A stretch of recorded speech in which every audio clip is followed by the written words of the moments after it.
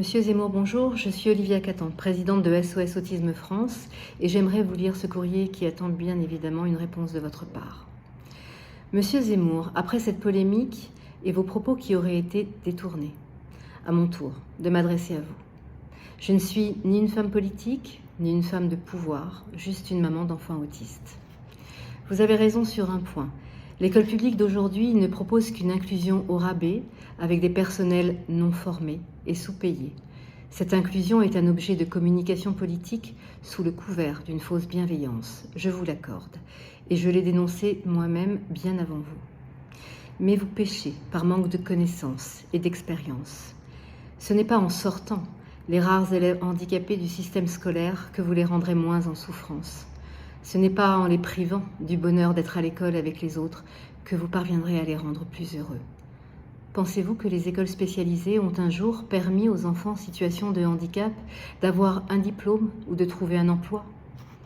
Lorsque vous parlez de ces écoles spécialisées ou lieux adaptés, les avez-vous visitées?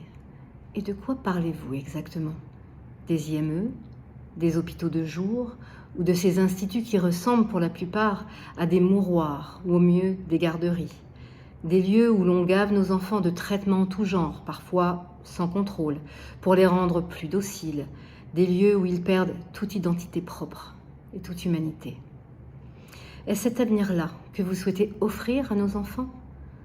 Parce que si l'école publique va mal, que dire de ces lieux spécialisés, en totale désuétude?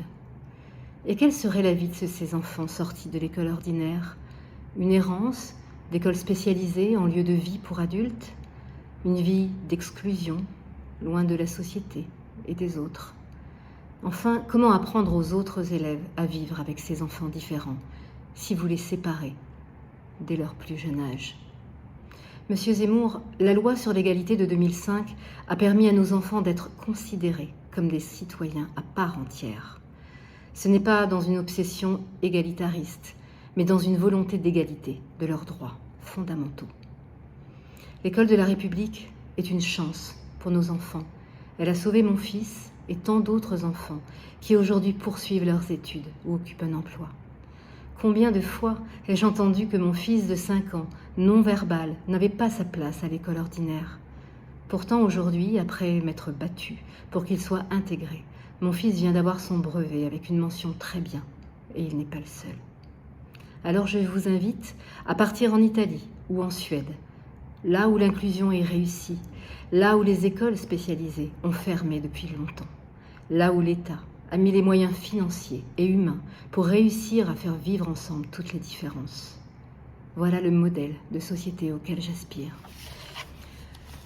Une société d'égalité, de solidarité et de fraternité. Alors non, monsieur Zemmour, nous ne reviendrons pas en arrière.